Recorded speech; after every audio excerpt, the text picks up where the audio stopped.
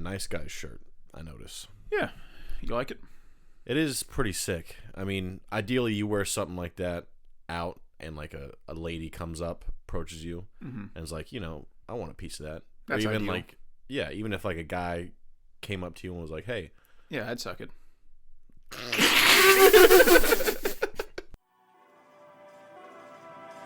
We are tonight's entertainment. What the fuck is this, Chet? This is a tasty burger. Were you rushing or were you dragging? You like Huey Lewis in the news? Is this your homework, Larry? Why don't you spill your beans? Welcome back to the scoop. The film scoop. Film scoop. You're in the right place if You're in you the right want place. any and Yep. all things fucking awesome. Yep, damn right. Damn Yeah. fucking Skippy. Just man stuff. This Dude, you know week- what I've been watching lately? Oh. Hit Fucking me. monster truck videos. Hell yeah, brother. Yeah, dude. Monster truck videos. I watched him do the high jump. I was like, God damn, this is a cool. One jump. What? Yeah, dude. Two jumps. What? I've been doing the manliest shit ever. Watching That's fucking monster awesome. truck videos. Drinking root beer. Yeah. Eating beef jerky. Slapping your wife. Yeah, dude. I'm full of protein all the time. Camo hat. Yeah. Protein and anger. That's it. You listen to Joe Rogan too. Yeah. You order some elk in the mail. Oh yeah, Richmond, north of Richmond, like on repeat. I'm Yeah. like, oh, this fucking country. It's going to shit. Oh yeah, full mad dad. You get mad when you go to like Chipotle and they flip around the tablet and ask for a tip. What the fuck would I tip what you am I for? supposed to do with this? I should tip you for flipping around the tablet? Would I put dollar bills in there? Those fucking guys. Like, are you a fucking moron? Oh god. Back in my day. Yeah, back in your day, women didn't have rights. So how about fuck you and your time? How about that? Don't leave your house. Stay in your log cabin. All right. Got a new episode this week, fellas. Yep. 1 day late. Sue us. Something happened. Yep. New shit had come to light, man. Got one thing of news to go over. I believe that's really all we need to talk about. Maybe a couple Emmy things, but Caitlin Deaver's been cast as Abby in The Last of Us 2. Or The Last of Us, like the show. Do Not I know The Last her? of Us 2. Yeah. Yeah. Caitlin Deaver was in Booksmart. She's not Beanie Feldstein in Booksmart. Yeah. And she was actually my pick to play Ellie. Really? Like, before they cast Bella Ramsey. She looks exactly like Ellie in the games. Yeah, So yeah. I know thought you were that would have talking been... about- yeah. I really wanted Caitlin Deaver and Bradley Cooper. So she was cast as Abby. Abby. Yeah. So they're going a lot less of a... I don't know if that word is offensive. I'm going to say, like... It seems like they may be making her a little more feminine and maybe likable than she was in the game. Even though I'm in the boat of, like... I kind of thought... Abby is likable in the game, but... Yeah. The whole, like, how jacked she is and she kind of looks like a man makes her, like... I don't know. It just makes people's blood boil Yeah, for some I think reason. so. I think they may be shifting a little bit to make Abby more... People see Abby like, the hell is this? Yeah, I think they may be making her more similar to Ellie in the show than they were in the game. It's going to sound stupid, but hear me out. But I kind of figured they would maybe cast a more older looking person to take, if they're going straight into Last of Us 2, then maybe they would recast Ellie as an older looking woman, because Bella Ramsey, phenomenal actress, she's good, but she does have like a kid face. She pulls off being a young kid. I mean, I have been worried about that because Bella Ramsey has very like young energy. Yeah, there's nothing she can And- do about it. That's just, Yeah. like Michael Cera looks like he's 4 years old. Yeah, but they're making it instantly. There's no, like in the game, there's a 7 year, 7 year, 4 year, okay, I see. something like that. I see. But like they're making the show instantly, so there's no time for people to get older. But they'll figure it out. I'm not really worried about that. But The Brad Coop pick though for Joel. I thought that would have been great. Excellent. But yeah, that's pretty much all the news. I mean, the Emmys were last night, and The Bear took home a lot. Succession took home a lot. Fucking Jennifer goddamn Coolidge won over Ray Seahorn. Dude, that's disgusting. I wanted to fucking cut my penis off when I heard that. I saw That's Beef sweep a disgusting. lot of awards. Beef did win. I need to watch it. Yeah. I really want to watch it. You know, sitting there watching the awards, and Beef won like 4 in a row. And then Logan was like, I stopped watching that. So because you guys wanted to watch it. And I was like, yeah, I know. Yeah, we fucked you on that. Yeah. Sorry, sport. Yeah, if you didn't watch the Emmys, all you need to know, every award last night went to The Bear, Succession, or Beef. Yeah. All you need to know. Or The White Lotus. Whatever the fuck that is. Dude, do people like that show? People do. I don't know. Maybe I'm judgmental, but it looks like a hot pile of garbage.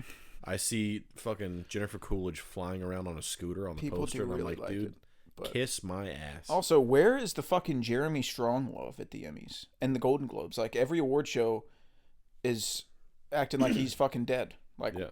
why? Listen, I like Kieran Culkin too, but he was not a better actor than Jeremy Strong in any season of Succession. Yeah. And he's won both. He won the Emmy and he won the Golden Globe for Succession this year. And Jeremy Strong wasn't even nominated. That's crazy. I think he may have been nominated for the Golden Globe. I don't know, but he wasn't for the Emmy.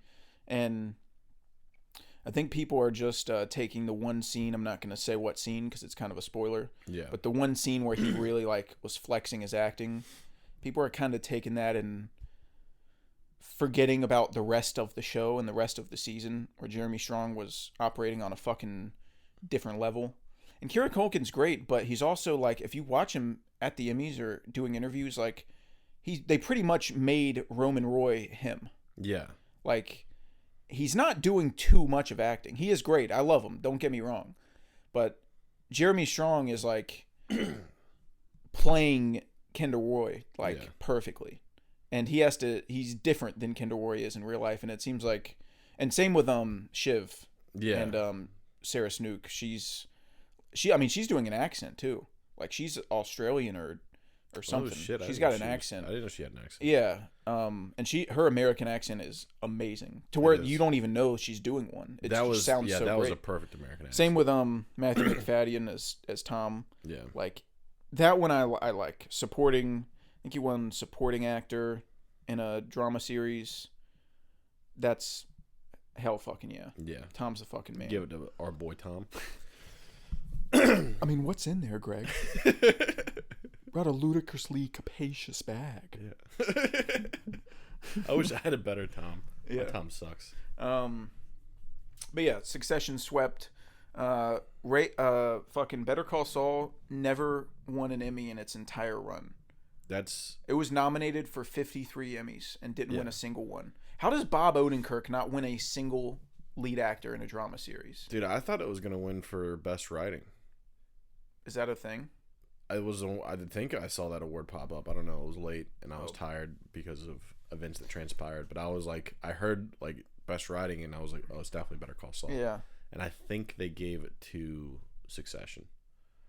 I know Beef won one, but I think Beef and Succession are different categories.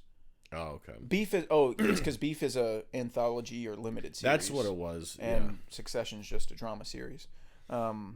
But it could have won for writing. It could have won for cinematography. It could have won for any of the performances. Ray C. Horn, Bob Odenkirk, fucking Jonathan Banks. Like, it could have been anyone. And they won not goddamn shit. And anyways, enough Emmys talk. It's all phooey. Yeah. It's all patooey anyways. Who cares? Patooey. Yeah, but so we got some trivia. You ready for mine? Yeah. Oh, and we're gonna play Round of Cinephile. Ooh, do you have it? Yeah. Oh, sweet. So first up, trivia. Sorry, that was Holy fucking shit! that was a drill video. It wasn't Buster. It wasn't a trivia. I was watching videos. What kind of trivia do you have? What is the last name of the twins played by Armie Hammer in The Social Network? Oh God, I have no idea. Winklevoss. Oh yeah. Winklevoss twins. What is the mantra that Amleth repeats while fleeing in the boat in The Northman? I will avenge you, Father. I will save you, Mother. I will kill you. Fuck, what's his? We're almost there. I know. I'm so close. Hang on.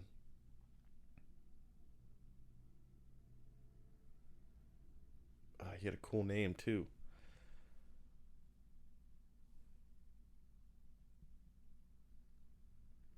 Giving up. Hang on. I don't know if you're gonna think of this. It's very Nordic. Like it's, I know it's not a. His name's not fucking Greg. Like it's pretty hard. Gordon. That's right. That's Gordon. Gordon. I will avenge you, father. I will save you, mother. I will kill you. I don't know. I mean, we can't sit here all day. Yeah, I don't know. Fjolnir. Fjolnir. Fuck, I should have gotten it. I will kill you, Fjolnir. But you got most of it. Yeah. That's good. Dude, that trailer. God, that's an awesome fucking trailer. Dude. When he caught it this... cuts to him young in the boat, to him older in the boat. Yeah. His hair grown out. Dude, he's got the wolf pelt on, and he catches the spear. Yeah, throws it back. Fully come. Yeah. Full release come. The Northman's so slept on. It just came out in such a great year. Like, 2022 was a fucking elite movie year. Yeah, dude. And any other year, it should have been, like, top 3. Oh, yeah. But since it was 2022, I think it was, like, my 8th or 9th or something. But fucking love the Northman. Where's the Northman land on your... Robbie Egg? Yeah. I think 2nd. Yeah. It's right. It's Lighthouse, Northman, Witch. That's how it stands for me, too. Yeah. All great, though. What's your trivia? So I have an easy one. Okay. And then I have a hard one. Okay. At least it would be hard for me. You might be able to land it. But all right. What is the name of Officer Gary's dog in Game Night? Bastion. Yep, that was the. You really tested me on my fucking Game Night knowledge.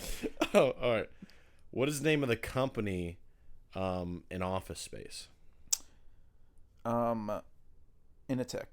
Holy shit! It's Initech. Yeah. That was really good. Yep. I have to thank Logic for that. He has a bar about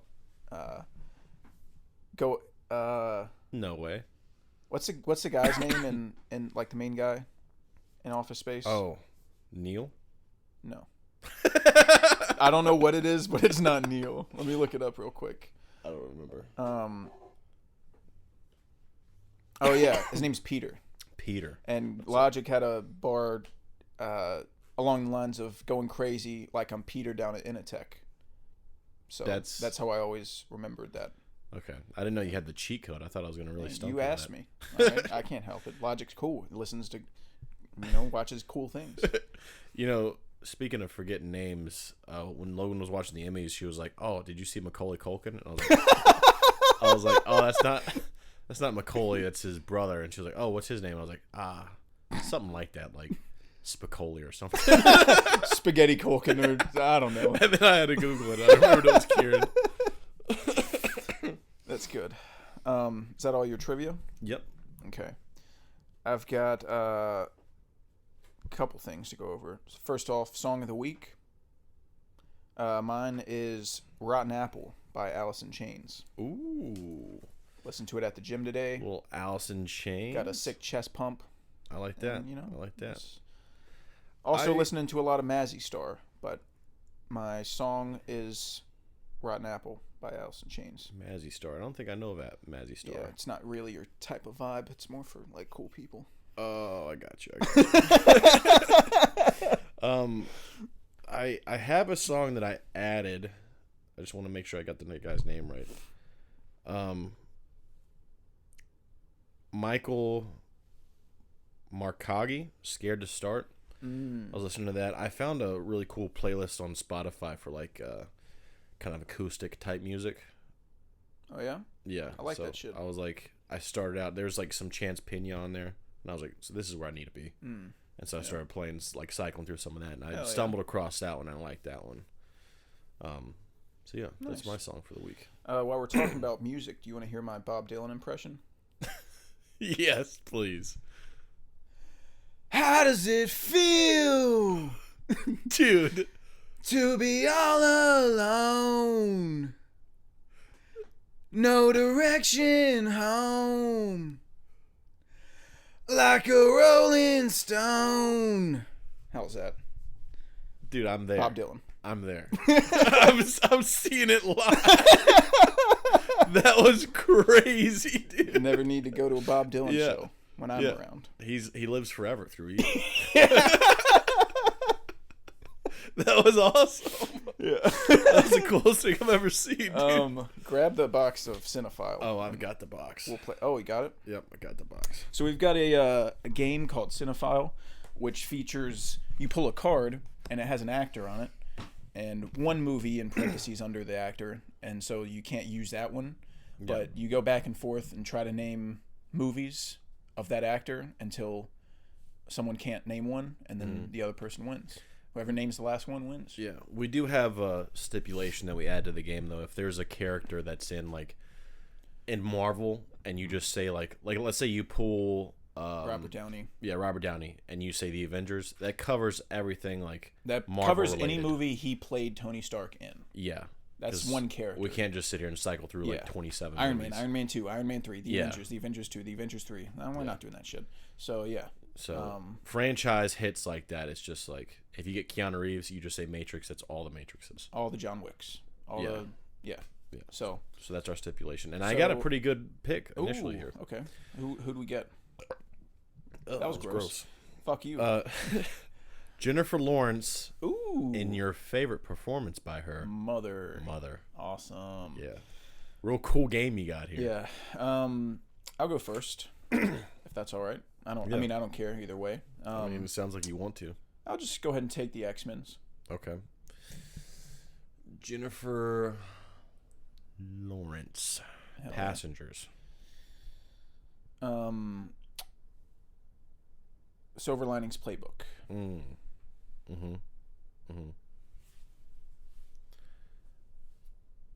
No Hard Feelings. Okay. Apparently, full nude in that. By the way, okay. Full box shot. Hunger Games. I forgot she was in those.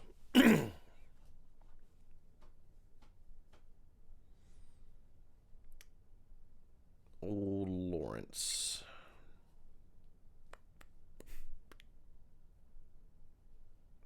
I'm running on Steam. I'm running out of steam here. Yeah, I probably got you beat then. Probably. You got a couple in the chamber? I think so. Yeah. Got like 3. Fuck, dude.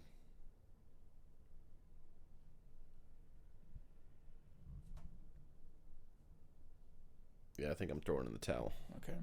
What else did you have? Red Sparrow, American Hustle. There's another one called like a name. It's like a woman's name, like Emma or some shit. I don't know. But yeah, Red Sparrow and I haven't seen those. I remember the trailer to Red Sparrow. I totally forgot about it, but I didn't know she was in American Hustle. Yeah. Sick. Yeah. Well, do people 1-0 on the old Cinephile on the pod. Oh, yeah. Fucking hold us responsible for keeping track. Yeah. I gotta add this to your super thin, stupid pile. Yeah, so y'all, all the scooters out there, let us know if that's a thing you'd like for us to do every week. I find it pretty fun. But if you say, nah, fuck that shit, that's stupid, don't do that, hey. Yeah. We shall never deny a guest, even the most ridiculous request. So, yeah. Except for Spitfire. What he says doesn't matter. Hey. You know what he did. What did he do? I actually don't remember, but I remember being upset. I think he gave a movie like a crazy high score. Well, he loves Yorgos, but a lot of people love Yorgos. Yeah, see, he's a silly man. We're I don't want to get ahead of myself. We're the ones, on our own here with Yorgos. Or are we the trailblazers? That's how I like to think about it. We are Paul Revere. Yeah. We're saying the Yorg is coming. The Yorg is coming. But no one wants to listen to us. We're spreading the gospel about York. But anyways, that's a little down the road. Yeah. So yeah, that's everything we needed to cover before we get into the old watch list. First up. Do you want to go through, like, when we get to Yorg, just hit each one, like, put all the Yeah, Yorgs I'm going to together? skip over Yorg on the watch list, and then we'll talk about it in its own section. First up for me, Ghost Dog: The Way of the Samurai. Ooh. Yep. How was that?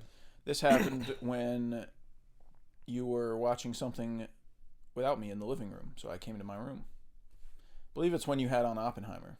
I was like, awesome. Oh yeah, I finally found the only opportunity to show Logan Oppenheimer.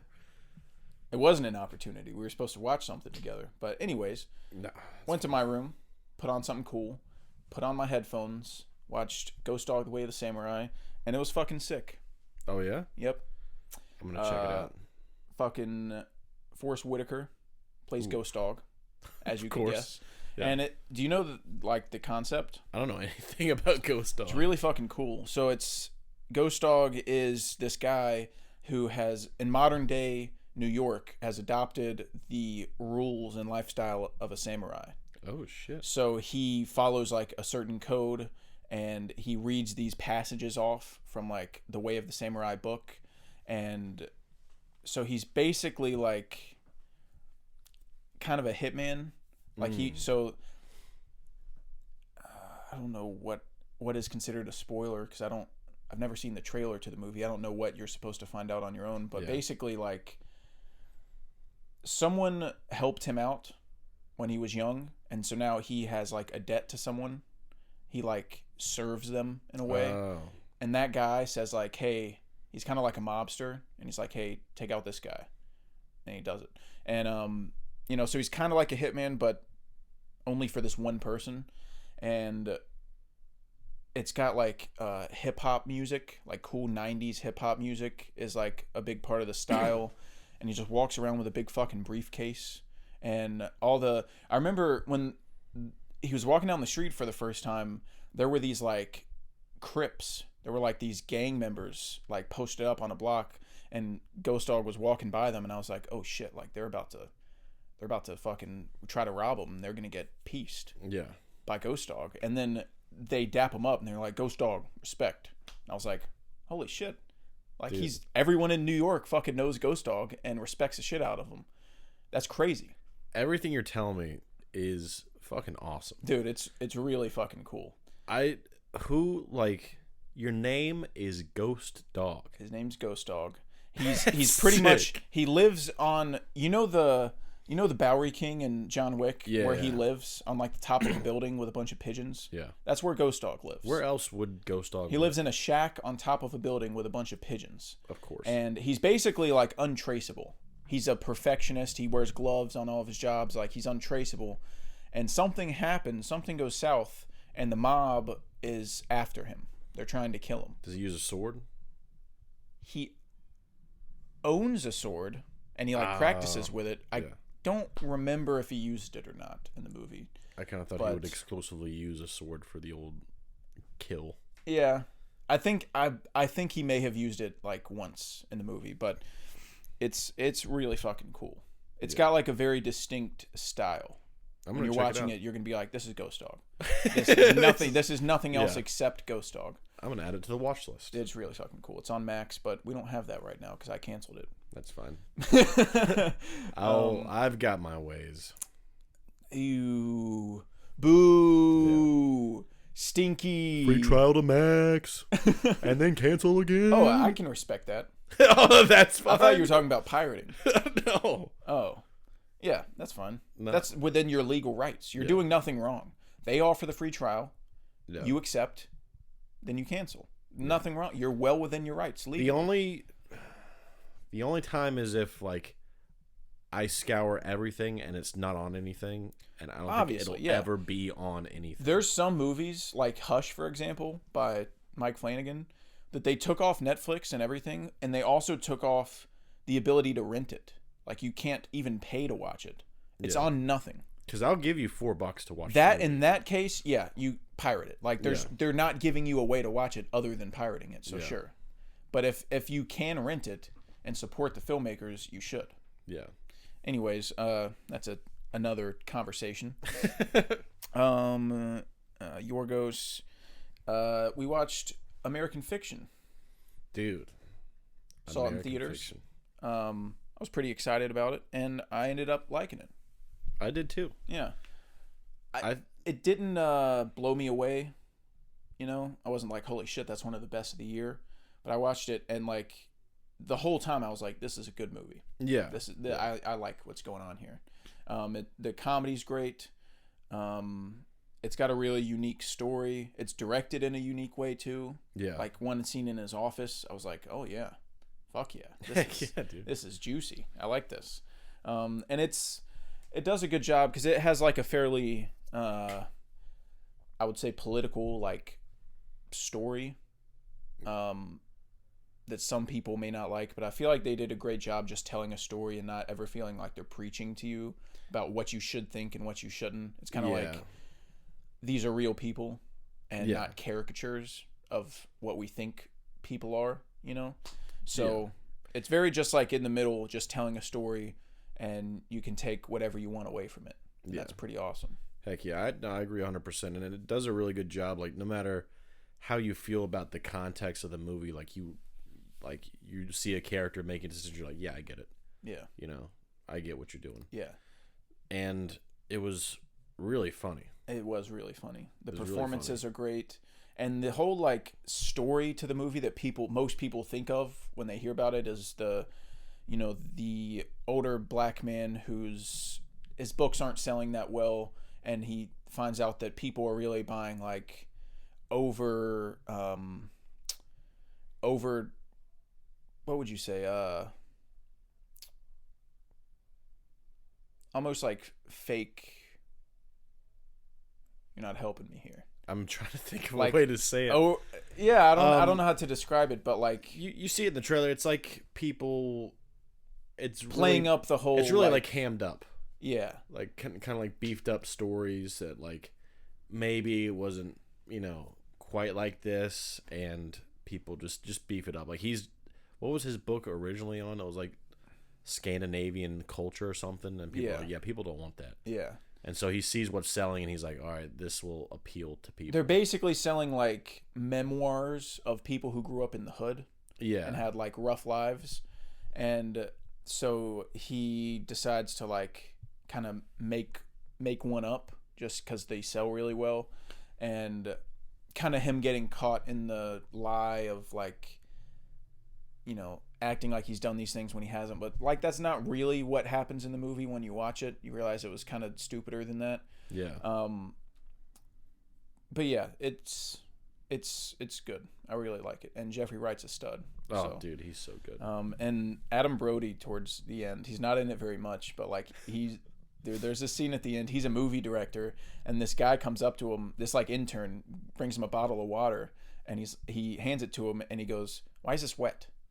And he goes, the condensation. And he goes, "What are you, a fucking weatherman?" And then rubs the condensation on the kid's shirt to dry it off. That was awesome. Yeah. There was one other thing he said. He starts to walk away.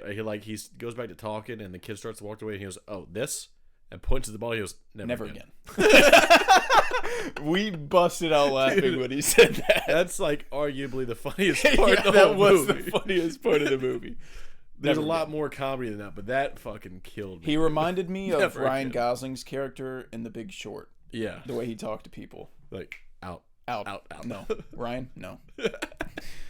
Yeah, but American Fiction was great.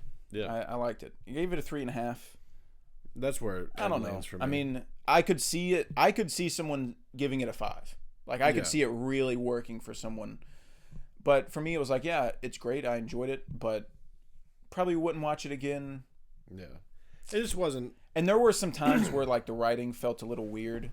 Like, people were doing things out of character and I don't know. Some things, maybe it was editing. Maybe, like, It kind of felt like things kind of be jumped longer. to. Yeah, maybe it was jumped ahead a supposed to be little bit. longer, and some shit got cut out that shouldn't have. But there were times where it was like, why are they acting like that? Yeah. Like, I feel like I missed something. But yeah, really good. Yeah. Liked it. Respectable. Next day, rewatched Dungeons and Dragons. Hell yeah. Because I'm just a sick guy. Bumped it up. What do you have Dungeons? I think I had it at a 4, but I've got it at a 4.5 now. Oh my god, dude. Let me see what it was before. Yeah, it was a 4 when I watched it in theaters. So this was my second watch. Bumped it up to a 4.5. It is fucking awesome. It is just pound for pound a fun time. There's a saying that goes around on the internet sometimes about certain movies. Quote unquote, having the juice. That's what the kids This say. movie has the fucking juice. Oh yeah. It's fucking awesome. Like, Yeah. the comedy's great, of course. Like, everyone knows the comedy's great. Yeah. It's really funny throughout the whole thing. The graveyard scene, all of it. Just like it's very fast. It's very game night style comedy. So if you like game night, you're probably going to like Dungeons and Dragons, which fucking bingo. Yeah. Who has two films and likes game night? Fucking me. Yeah. So the comedy's great. I love when Simon he re-meets like the Sophia Lillis's character. I forget what they call her, but she's like the shapeshifter. Yeah. And he was like, "You don't remember me?" And he was like, you told me you never wanted to see me again because I made you sad, but not with anything like I said, just because of who I am." Oh my god! I just thought that was so funny. Heck yeah, dude. But even outside the comedy, it's just the pacing's great. The action is like choreographed and really cool and awesome to look at, and one takes and wide camera angles and fucking great camera work and like Raimi-esque camera work. That's like, holy fucking, what the fuck's going on here? Yeah, dude. Like, this is crazy. I sat down and watched the rest of it with you. I caught at the very end, and there's a battle sequence that goes on at the end, and I was like, dude, this is, because there's like, wizards and mystical things. I was like, dude, this is better than anything Harry Potter ever did. Yeah, at the end when In the they're entire in the series. big, like, they're at the big show, Yeah. games or whatever, and they start fighting the Red Wizard with like big hands made out of something. I'm not sure what they're made out of. Hers is made out of like gore. Yeah, like blood. Body, and, yeah. And then the stuff like other, that. the guy's is made out of stone. Yeah, and they start like fighting with big hands with wizard magic. And I was That's like, this awesome. is, and Carl was like, this is cooler than any fight in Harry Potter for that whole 11 years. And I was like, yeah, Harry Potter's great, but the fights are not in Harry. Those are the worst things about Harry Potter is fucking expecto patronum, and then a big lightning bolt comes out of it. It's expecto patronum. What's the other? And fucking Avada Kedavra. Avada Kedavra. You mean Avada Kedavra? That was a mixture of If y'all listen to the Harry Potter episode, Yeah. you know what we're referencing. and then Joshi Kazam. Josh Kazam, yeah. Yeah. Right That's behind the- Doheny. That was the forbidden Yeah. spell that you can't use. Doheny. Anyways, yeah. The fights are awesome. The pacing's great. The camera work is like really inventive and fucking cool. And there's a goddamn split diopter shot in this movie. It's Like, fucking. They're it's just crazy. operating on a crazy level. And they're just thinking of shit that's like real, like the whole scene where they need to get into the safe at the bottom of like the whole castle. So they sneak in like a mirror that has a portal on it, and they sneak it like on the bottom of the fucking carriage, and then they get inside, and then she turns into a fucking mouse. Like, all this just dope shit. Yeah. This is 2 hours of straight dope shit. Yeah. And Chris Pine's awesome, and I wish he would be in more stuff because he's great. And he's so and hot. Hugh Grant's funny as like the bad guy. Olga. Hoga. No, dude. And you know what really, Good grief, that's hot. yeah, fucking comedy aside, action aside, excellent camera work and directing aside. Mm-hmm. What really hit me, because I caught it at the very end, was like how much I love the fucking characters. Yep. The shapeshifter you don't get a lot of time with, I feel like, but like Simon, Chris Pine's character, and fucking Holga, love them. Like the very end, I was like, oh man. Yeah. And then the whole idea of Chris Pine wanting to get the resurrection stone to bring back his wife, even though his daughter never like met his wife because she was too young. Yeah. So bringing back his wife is for him. Yeah. Like that's what he wants. And he realizes later in the movie that like Holga is her mom basically. Yeah, like she the mother raised her. figure. Yeah. And that's more important. Like bringing back Holga for her is much more important than bringing back his wife for him. Yeah. You know? Yeah, And that that's nod, just a great like that they give each other. I was like, oh Yeah. my god, dude, you're killing me. Yeah. So sweet. And then she wakes up, she's like, "You didn't use it on me, did you?" Yeah. That's just a great Yeah. great line. Yeah, it's Fucking I love when she's fighting the guards and there's a cool little moment where she's like, "How do you clean your axe?" She's about to get beheaded. Yeah. Her hands are behind her back. She's about to get her head cut off. She's like, "How do you clean your axe?" And he's like, "You're about to get decapitated and you care about how I clean my axe?" She was like, "Yeah." And he was like, he tells her whatever it is. I can't remember. I don't remember either. Boiled fucking seed oil, I think is Yeah. what it was. And then she was like, "Okay." And then so they escape, and then she grabs the axe, and then she's like, "Okay, but first, before we get out of here, we got to get." And then he's like, "Boiled seed oil, I know." Yeah. And so it was like she already knew she was gonna escape and take the axe, but she wanted to get the rust off of it, so she needed to know what he cleans it with. Yeah. So she could clean it once they escape. Yeah. Like that's fucking awesome. And then good-looking when she's fighting all the guys, he's still tied up. So he's rubbing his hands on the step so he can Yeah. escape. And so it'll show like 30 seconds of her fucking people up, and then he shows him like rubbing He's like, his. now we're cooking with gas. Yeah, we're getting him now, and shit like that. While he's rubbing his hands on the step to try to get his hands free. Yeah. God, it's fucking awesome, dude. Yeah. I don't know what those directors are, what they're doing next, but God, they're just right up my alley. Yeah. They make movies for me. And I'd love a Game Night 2. I'd love a Dungeons and Dragons 2. Or whatever they choose to do. Anything they do. Just Anything. I'm just there fucking day one. Put the comedy in it, and I'm there. They're probably my favorite, like, underrated directors right now that no one talks about. Yeah. I was going to say, I wish people would put more respect on their name, dude. Dude, they're 2 for 2. Yeah. We're talking about a 5-star. My second favorite comedy ever. Yeah. And then a 4.5. A movie that no one thought would be good. Yeah. We heard they were making a Dungeons and Dragons movie, and we were like, "Yeesh, that's gonna be rough." And then the trailer looked horrible too. Yeah. And they just pulled another one out. Fucking, what do you know? Hell yeah.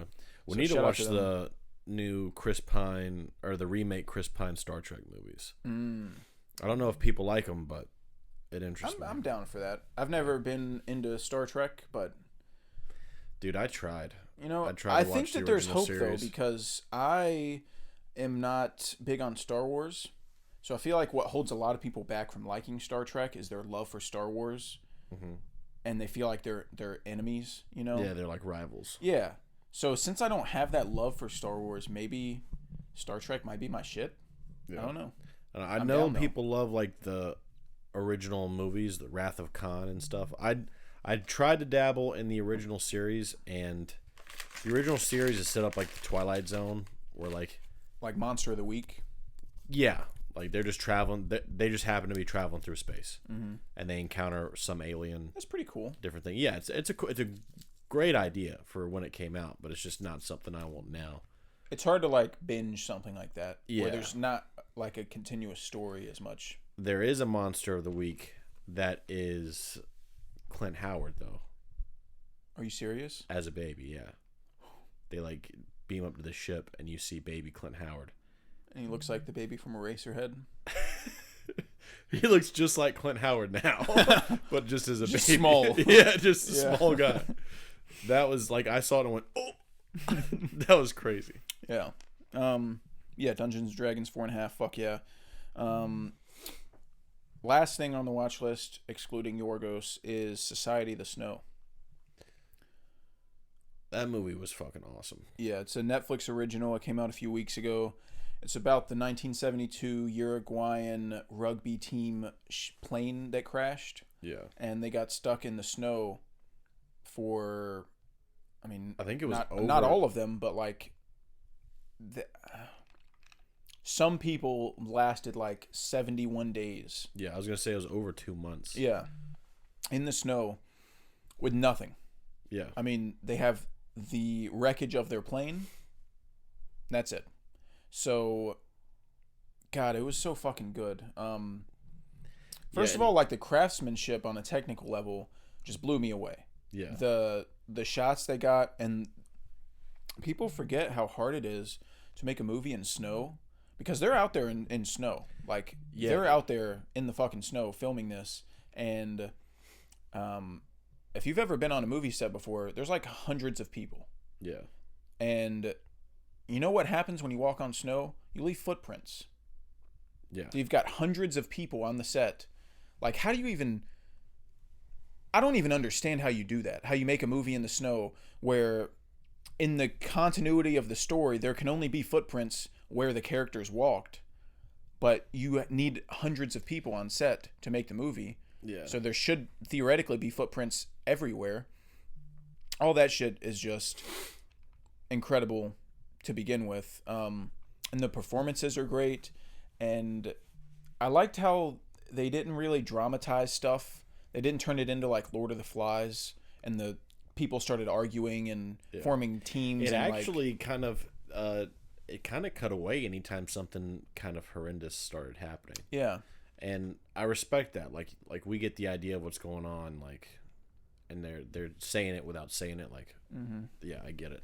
Yeah.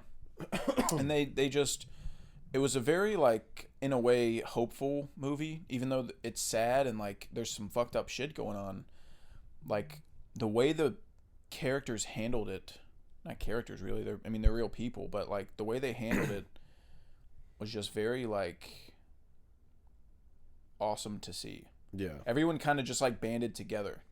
And there's a great speech about this kid towards the end of the movie about, like, what he thought his relationship to God was before the accident and what it became once he was in this situation and all that stuff, because it was a Christian rugby team too, so everyone on the plane was like religious. Yeah. And you see him like later on in the movie as people like don't make it, like they'll put on their like cross necklace or rosary or whatever they're wearing, and the group of people that's left by the time they get down to however many survived, I think was it 12 people? Yeah, I think so. They like they've got like each have like 8 necklaces on a piece. But something I do, because I'm kind of an asshole when I watch movies like that, as I was like, all right, what's the first thing I would do to try and stay alive? And they panned out and I saw snow and mountains and I went, well, I'm dead. I'm out of ideas. Yeah. Because I was like, I got to start a fire to keep warm. And No like, wood, no dry wood. No dry wood. Yeah. I was like, okay, well, I'd have to burn all the clothes. Need those. burn fast. Need those in this kind of weather. You put a shirt in a fire, it's going to burn. You'll have like 10 seconds of warmth, and then you're back to dying. Yeah. I was like, ooh, well, there's that. Yeah. Like, you can't hunt because there's no animals there because it's fucking cold. Yeah. Life can't sustain there, so can't hunt a rabbit or a deer. There's nothing there. Yeah. Just snow. Fucking barren wasteland, dude. Yeah. I'd have better luck if you dropped me off on the moon. Yeah. Like, that's crazy. Yeah, at least maybe you run into an alien. Yeah. And I'd I think, say, hey, buddy, like, you have any there's, food like, for me? at least some evidence of water on the moon. Yeah. There's just fucking snow there. Yeah. They really do a great job showing the kind of odds that they were up against, like surviving that. And there's a scene, oh my god, dude, heartbreaking scene. Kind of a spoiler, but not really. But there's a scene where they've got a radio like that works, and they hear they get to hear the news, and they hear the announcement that they've called off the search for them until the thaw, and they're like, we're fucked. Yeah. And they have to stay. I think it's another like month before they'll start searching again. Yeah. And they're like, dude. And these are people that already thought they were like almost done. Yeah. They're like they've been out there for 2 weeks and they think like, this is about it. We're running out of food. Yeah. People are already injured from the initial crash, or like, just hold on a little bit longer. I'm sure they're going to get us. And then they hear, we're not going out there anymore. Yeah. Like, oh my God, dude. Mm-hmm. It was really, really fucking good. I gave it a 4 just because of the length and because of the subject matter, I don't think I'm gonna rewatch it, just because it's kind of a tough movie to get through. It is, yeah. But again, like I said earlier, I could see someone giving this a 5-star. Yeah. It's perfectly made, and taking something like a real life story and making it so investing is not always easy. Yeah. So, and it never felt like a biopic, It felt like, not at all. almost felt like a documentary the way it was made. Like Yeah. it was really fucking awesome. So, shout out to them. The Okay. main guy looks like Adam Driver. He does. He does Had look to- just like just a had to throw that out there. And now we can We're go ahead stuck and in the snow. get into our. You're still holding on. Let go. Our plane crashed. I'm gonna eat people now. I don't have a good Adam Driver. Yeah, you just gotta sound monotone. Yeah, deep as you can. We're out monotone. of chocolate. I have a massive penis. Dude, he definitely does. He certainly does. Have you seen Super his deep rib cage? voice, and he's like 6'4". Yeah, His rib cage? yeah. Does that equate to penis? I hope so. Oh, I must have a small rib cage. Dude. I must have a tiny ass rib cage. Oh man. Okay. So time to get into some Yorg. Yep. Yorgos Lanthimos. No R. Lanthimos. Say that one more time slower. Yorgos Lanthimos. There you go. There we go. That's Imagine we're still pronouncing it wrong and it's like Jorgos. Yeah, There's dude. Yeah, I don't know. Just to preface here, guys, fellas, I went into this watch excited and wanting to like it. I did as well. I'm not some hater. I'm not trying to be different. I'm not trying to be silly. Because we watched half of The Lobster and Killing of a Sacred Deer like over a year ago, maybe 2 years ago, and didn't like them. Yeah. So we went into this like, okay, now we're smarter. We've seen more movies. We'll probably get it, and we should like them more now. Yeah. Everyone loves Yorgos. I want nothing more than to go to work and be like, I watched The Killing of a Sacred Deer, And it I was liked awesome. it. Yeah. Yeah, It that was would be sick. great. Yeah. Unfortunately, didn't happen. Yeah. So what did we start with? We start with The Lobster? No, it's a ranking. Oh, okay. So we're starting at the bottom. I thought we were going to talk about each movie that we watched. No, I mean we are, but in order of the ranking. I got you. I don't even know if we have the same ranking. I think we probably do. Okay. Well, I know one thing's for sure. I know what our last place is. Fucking Dogtooth. Genuinely blows my mind that people like this movie. Yeah. I'm not messing around. We ended Dogtooth, and I looked over at Cash, and he was like, you can't save your thoughts for the pod on this one. We got to talk about it. What did you think? And I said it's probably one of the worst movies I've ever seen. And I believe my response was like, it's up there. Yeah. Like it. Yeah. I gave it a 1 star. It's not Mother level bad or The Open House level bad where they're not trying anything. The concept of Dogtooth, if you were to describe it to someone, sounds incredible. Mm-hmm. It sounds like a great movie. Yeah. But it's not. It's just not. Yeah. I gave it a 1 star. So there's like 14 movies I've seen at a half star. So it's not in like that tier of bad for me. But I just really hated watching it. Yeah. And sometimes I feel like people may watch something and since it's like different or unique or creative, they think, oh, well, I have to give it a good score. Yeah. Like like, no, if you didn't like watching it, the whole point of movies is to like watching them. Yeah. And that can mean like, it doesn't mean it has to be fun. Some movies are really sad. Yeah. Manchester by the Sea is an amazing film and it's sad, but you still like watching it because it's a good movie. Yeah.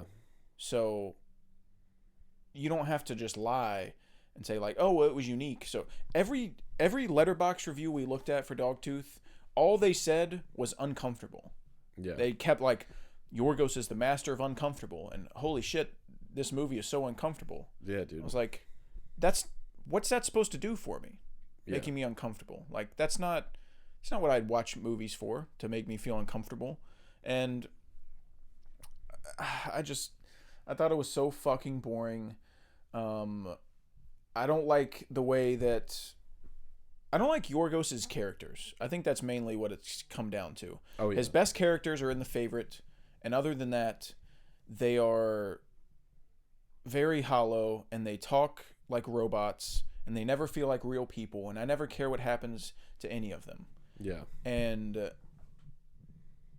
I guess Dogtooth is like a little more, maybe you should care a little more because the children are so like sympathetic, because you feel bad for them because of the way that they were raised. Yeah. But I don't know if there's even like a specific reason I can give to why I didn't like it so much. But I think you hit it, dude. It is really boring. And it's the concept of what Dogtooth is, I feel like could be a very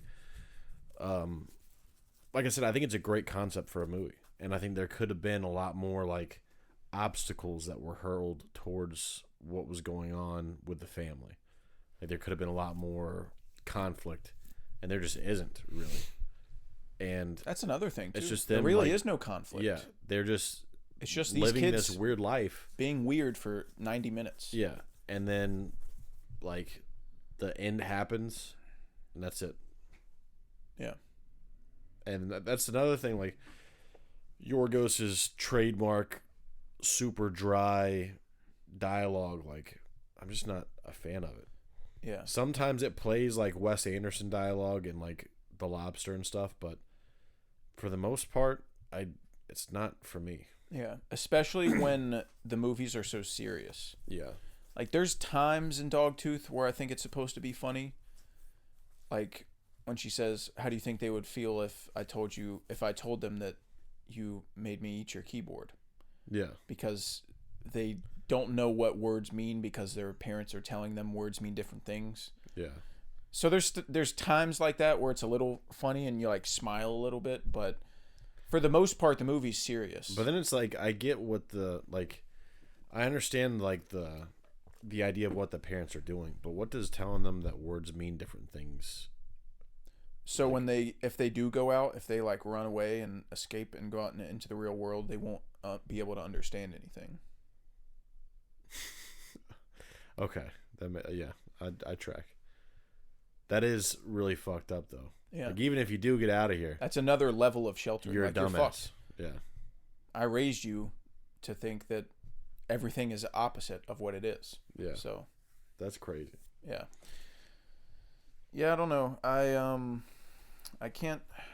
I wish I could give you like a detailed essay on what I hate so much about it. But at the end of the day, I watched it, wasn't dozing, fully locked in, but it's the same kind of stuff happening for like 90 minutes too. Like There's not really much of a progression. The movie starts, you find out what's going on. Yeah. And that just happens for 90 minutes and then it ends. You have the initial like mystique because it does kind of throw you into like their lifestyle. Mm-hmm. So you have the initial mystique of like what the fuck's going on here, and then you quickly find out like what's happening. Yeah. And those things just keep happening. Yeah. It's like where like what were you taking me? Yeah. There's no plot. Yeah. It's like the movie is basically, what if, these parents were super overprotective and raised their kids like dogs, and the kids haven't matured at all and have no idea what's going on other than what they've been taught. But what if that just happened for 90 minutes?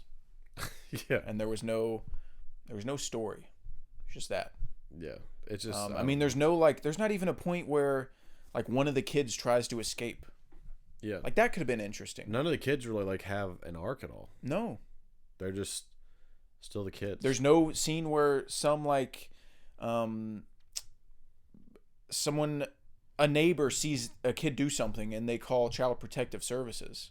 Yeah. And then they show up at the house and have to like look through the house and check on the kids and everything. And like, there's so many things you could have done that could have made it interesting. and none of it happened. And in a situation like that, you should be like, there should be at least one scene where you're like on the edge of your seat, like, oh my God, what's going to happen? Yeah. And that just never happens. Nope. I did laugh, though.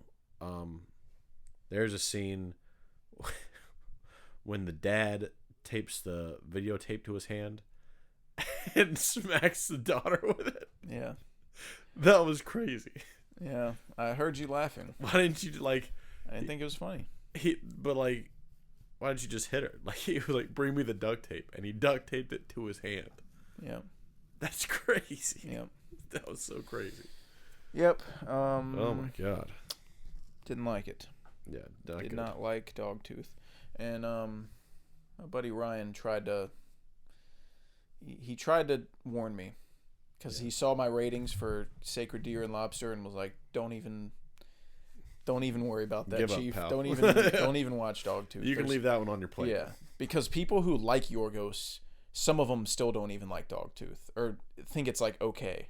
Yeah. So people that don't even like his good ones, quote unquote, like we were doomed from the start to watching Dogtooth. Yeah. We had a failed launch on that one. So number 3, I have Killing of a Sacred Deer. I do as well. Okay. I've got it at the old 2-star. Oh, yeah. Yeah. I'd say, yeah, I agree with that. 2-star. Yeah. This was, out of all of his movies, I wanted to like this one the most. Me too. The idea of it is really cool. When we watched it initially, I dozed. So I kind of knew what it was about, but I was like, I'm going to watch this with fresh eyes. I'm excited. You know, it's going to be kind of like there's going to be like a thriller moment, and I'm going to like it. Yep. Nope. Nope. Did not like it at all. Nope. I think so. We've talked about how the plot of the movie is like genius. Like it's a great plot for a movie, and love the cast: Barry, Colin, Nicole Kidman, Sonny Solik as the son. Yeah. Like I love the cast. A lot of the way it looks is really great too. I love some of the like wide angle stuff they do when he's walking through the hospital. Yeah. And there was one shot I really liked when he was walking with Martin like outside of the hospital on a sidewalk. Yeah. It was like an undershot. They were looking up at them, and I was like, this is fucking cool looking. Yeah. Like why did people not do this more? So there's a lot to love like on technical aspects, but what it comes down to is it's more of Yorgos's weird robotic dialogue that makes people not feel real. I can't explain it any other way than that. They don't feel like humans. They feel like fucking aliens or something. Like they talk super fucking weird. Martin goes to their house and then starts drinking lemonade, and he's like, I love lemonade. My mom makes lemonade every night. Yeah. And then he goes, you should invite your mother over and we can have a lemonade competition. He goes, I think she'd like that. She likes lemonade a lot. I was like, dude, that's not how people talk. Yeah. Dude, they went to a like black tie party, and some guy that he knows at work was like, hey, how's it going? And Colin Farrell's like, it's good. He's like, how's the family? And he's like, very good. My daughter just begun menstruation, and my son is very good on the piano. I was like, yeah, whoa, dude. You do a great Yorgos Colin impression. Yeah, dude, it's fucking. When you do your like lobster impression, it's pretty spot on. I'll get to it, but this is the first movie. Like I knew he did that, but this was the first movie that I'd think that doing that was a big detriment to the movie itself because it's so serious. Yeah, you can pull it off a little more when it's kind of comedy focused, like The Lobster. Like, The Lobster is supposed to kind of be a dark comedy. Yeah. Killing of a Sacred Deer isn't. No. So, it's like, you can get away with the goofier sounding robotic dialogue the same way Wes Anderson does. Yeah. I think Wes Anderson's dialogue is much better, but that's a different conversation. But the point is, like, it isn't going to work with Killing of a Sacred Deer. Because the story is so serious, and there's rarely a moment of levity. So I think that's a real problem. When you're making a movie centered around a family, being like kind of torn apart, but the family doesn't feel real Yeah. because of the way you're making And they them never read dialogue. convey any emotion. Yeah. Like there's a sequence when the kids are like kind of competing against each other. Mm-hmm. That could have been like heartbreaking, but instead it's just the normal stuff. Like, Yeah. just more of them. You know, hey, I found my MP3 player. Yeah. Like, just stop that. Stop what you're doing. Yeah. And then like it also, I guess this doesn't matter a ton, but you never really know the extent of what's going on with the kids, like how they've become afflicted. Right. If there's something mystical that's going on, maybe something like higher power is afoot. Right. But that's still not the main problem to me. It's the robotic characters and the bland dialogue that I think really, because you can amp up a lot of moments in that movie and make them like horrifying. Yeah. The ending could be like the edge of your seat, like, oh my god, no way. But it doesn't really feel that way. See, for me, typically, I'm a leave it up to the viewer type of person when it comes to over-explaining, oversharing things. That was one of my problems with Saltburn, is I thought it would have been cool if the twist was done a little more intelligently and left a little more to be thought about. Mm-hmm. So it does sound kind of weird having like a criticism like I do with Killing of a Sacred Deer, but the whole not knowing what exactly is happening and whether it's all like fucking weird voodoo shit or if it's Martin sneaking in their house and like poisoning drinks and doing shit to fuck them up. Yeah. It's like it doesn't work for me. Like a story this serious doesn't work for me. I think this movie could have benefited from like little breadcrumbs about like maybe just like them noticing, like Colin Farrell noticing that in the middle of the night their back door was like creaked open. Yeah. Some little stuff like that to be like, who the fuck was in here? And I don't know, the whole just I feel like they kind of lead you to believe that it's just, like he has powers. Yeah, he's fucking magic. He's fucking Harry Potter, Yeah. and he can just make your whole family sick. Hit him with the Alakazam. Yeah. It just doesn't work for me. I think it needed a more concrete like basis set in, because that would have been interesting in and of itself if Martin was just like a little fucked up little demon boy and like he was mad his dad died, so now he's taking it out on the family and like, but he's really smart about it, so there's no way to prove like he can't go to the cops and say, hey, this little fucker's poisoning me. And then like there's a scene that I hate, but there's a segment in that like I love, but like the only time he really acknowledges what's going on, when the mom goes and visits him, I was like, that could have been sick. But before it, he talks about how he eats his spaghetti for like 10 minutes. Yep. I'm like, dude, stop that. Shit like that happens all the time in Yorgos movies. Like the beginning when him and his coworker are talking about watches for 10 minutes. Yeah. It's like, I don't give a fuck. He puts his fork in, he twirls and twirls it around, and he puts it in his mouth, just like his father. And then I realized everyone eats spaghetti that way. Yeah. Like, thanks for that fucking story. Okay. Yeah. Fucking move on, dude. Get out of here. Yeah. Put on some pants. Yeah. It's... Man. I wish I liked it. Yeah. I mean, I really do. It's got a sick name. Yeah. I had like, if you rolled out the full list of Yorg movies, this would be the one that I would be like, I'm probably going to like this one the most. Yeah. And it's always like when I think about watching it, I'm like, I feel like I could put it on right now and watch it and be like, I'd like that movie. Yeah. Like something was wrong when I watched it. Like obviously if I watch it again, I'll like it. Yeah.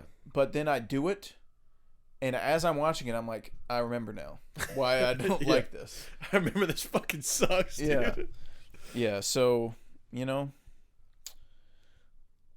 I don't really get the hype with it. Yeah. I don't understand, like, I want to be a part of the group. I want to have fun.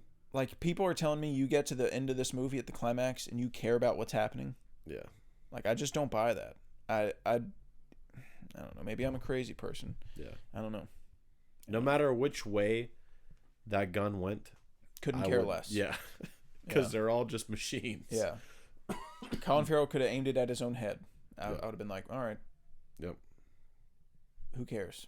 Like, I would have felt bad if it was the daughter, because she did just start menstruation. yeah, exactly. Yeah. But the kid, but the son just got really good on the piano. Yeah, he's lesser than. Yeah. So yeah, I don't know. 2-star. Sorry, Yorg. Yeah. Better luck next time. Number 2, we've got The Lobster. Yep. I presume 2.5. Slight bump up. Yeah. And that's slight bump up is strictly because there's moments of comedy that are funny, Yeah. which Killing of a Sacred Deer doesn't have. Yeah. But it has a lot of the same problems for me that Killing does. I don't care about the characters. I don't care what's going on. I don't like the way people give dialogue. It makes them feel like aliens. They don't feel like real people. And once again, the concept in the story is really interesting. Yeah. And seems like something I would like. And I like the first half when he's in the hotel and they're doing demonstrations and he's meeting these like people, and like there's a lot of interesting things that happen at the hotel, and then it shifts when he leaves the hotel, and then I instantly like tune out and I'm like, I don't care about any of this. I think that the the overall story to The Lobster, I think, is more interesting than Killing of a Sacred Deer. I think it poses more like questions and has more commentary on stuff, but I agree with the slight bump up because the dry dialogue lands a little bit more because of funny situations. Mm-hmm. And that's basically it. Yeah. You want to do your impression of after the lady jumps out the window? Oh yeah. And he's talking to the bitch lady. Yeah. I hope she's not doing that all night. I just got done playing golf and I wanted to have a lie down. Actually, I hope she does do it all night. I hope it's very, very painful and suffering for her. Yeah, so there's times like that where it's, and like when they make John C. Reilly put his hand in a toaster for jacking off. That's my John C. Reilly. Yeah. Yeah, so that's the slight bump that I give it, just because there's times where it's a little funny, but I don't like the whole woods portion where they become part of this like cult, and then they start going to the city, like for what reason? We were talking about it on the last pod, like it would have made sense if they snuck out for supplies. They went on supply runs and had to pretend to be together because it's illegal to be, single. Yeah. And that would make sense, but it's like they're going out to the city and doing all this weird shit. Like going to her mom's house, and then they start making out while someone's playing a song, and it's like, what are we doing? What are we fucking doing here? Yeah, dude. And they were about to fuck dude, I don't know. On their parents' couch. Yeah, and then they like get upset. I think that Rachel Weisz is like getting down with Colin Farrell, so they blind her. Oh yeah, that is what's happening. It's like, because when you're part of like, just leave. Just say, no, I don't want you to blind me. Patooey, back off. I'm leaving. Like, well, she did it like under the guise of like, I'm gonna get you LASIK to fix your eyes. Oh, they lied to her? Yeah, that was their like in the movie. They have the common traits, and that's how people know that they're compatible with each other. Yeah, like the defining traits. Yeah, him and her were nearsighted, and I don't believe you. Show me your eyes. So she's like, oh, I'll get you LASIK, but instead she fucking blinds her. That makes a little more sense. Yeah, I'm glad she wasn't just in the chair like, all right, blind me now. But she was trying to leave the hospital too. She was like, I think we should go. Like she felt weird about it, but the leader girl was like, nah, you'll be fine. Yeah. What are you so worried about? You all worked up over nothing. Blind this bitch. But I don't know. That's like, I liked the world that was built, and some of the commentary that occurs on things, and how there's no in between. It's just two extremes on everything. But the common trait thing, like, I could see that mattering at the hotel, but less once you leave the hotel. Yeah. Because, like, she gets blinded after they've been, like, in love for a while, and he probably fucked her up the ass. Like, I wanted him to fuck me in my ass. Yeah, dude. So, like, she's just blind now. Yeah. That's it. And then their fucking genius plan at the end of the movie was, hey, you should blind yourself too. Then neither of us can see. And we can both be useless. And we can wander around together and with our hands out. Yeah. Trying to feel for things. It's like, I did like that. Colin ending, could just fucking show you. He could just say, hey, there's a table here. Like, yeah. You know, I can see for you, so it's not a big deal if you can't see. But if you're both fucking blind, man, that's quite the like, predicament. Yeah, I guess it was supposed to be a commentary on, like, being dedicated to, like, you know, your relationship and stuff. Or yeah, but they also didn't show him doing it. Exactly. It's kind of open-ended. I did like that they didn't show him doing it. Most of Yorgos's final shots, I like the idea of when he ends the film is really interesting. Even in Dogtooth, like, the trunk shot was, like, pretty cool, I guess, cutting it off there. And then the lobster final shot was good. Killing of a Sacred Deer final shot's good. Yeah. I thought about the trunk shot in Dogtooth, and I was like, she's just dead in there. Oh, you think she's dead? Yeah. She got into the trunk of a car at, like, nighttime, and that guy went to work at, like, 8 o'clock in the morning the next day. So she definitely suffocated in there. Oh, you think she's suffocated? Yeah. Does that happen in trunks? I thought you could put people in trunks. You put dead bodies in trunks? No, you can't be in a trunk. No, there's movies where people get put in trunks with tape over their mouth, and you fucking... No, dude, you'll suffocate in a trunk. I'm not sure about that. I don't know how long it takes. As far as... I'm sure it depends on the volume of the trunk, but I'm pretty sure you'll suffocate in a trunk. I mean, fucking watch Goodfellas. They stop. They got a guy in the car. He starts fucking beating the shit out of the side, so they stop, and then they go and pop his ass because he's being annoying. He's being pesky. Yeah, but he was alive. They're immediately driving him from one place to another. They're not. He's not there overnight in the trunk. But I don't think people would suffocate in a trunk. I'm gonna Google it while we move on to the next one. I'm not sure if all that is necessary, but hey, I mean, if that's what you want to do, I'm gonna take this opportunity to consume a cough drop. Eating these bad boys all day. Oh yeah, can't keep them away from me. I woke up this morning with the beginnings of a sore throat, not a full sore throat, but like partially. If you go, then you can feel it in your throat, you know, and bought a pack of these bad boys, try to prevent, the, full sore throat coming, because that would be bad, because it's like the worst thing to ever happen to anyone is getting a sore throat. So hopefully I can fend it off. You get any fucking answers? Am I just gonna dick around here? The answer is no. She probably didn't suffocate. Okay. I don't know why so I thought that. All right. That's what I thought. Yeah. You heard it here, folks. Yeah. You can safely put someone in your car for several days. It's not fucking airtight. Like it's. Yeah. But it could be really hot in there. I mean, sure. I mean, that's a serious thing. You die of a heat stroke. But you know what's interesting though? Whether she died or not, don't care. That's the couldn't more care important less. thing. Yeah, that's the bigger argument here about Yorgos movies is like that's the point. Yeah, I don't fucking care if they die or not. Like I sit down and I'm like, Yorgos movie. This is gonna be the day. Yeah, I'm finally gonna like one, and then halfway through I'm like, God fucking damn. Yeah, dude.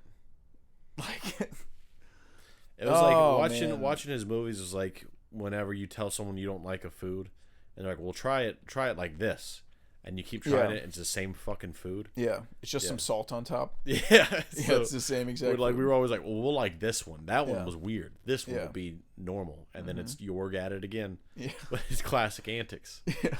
And I'm like, "Fuck, dude, he fooled me." Yeah, so I think that's all we had to say about the lobster. Yeah. Our number one's The Favorite, but not by a lot. I struggled trying to decide if I wanted The Favorite or The Lobster as my number one. Oh, okay. Well, mine I didn't have like a internal battle. I knew it was number one. I just didn't know what I was going to give it.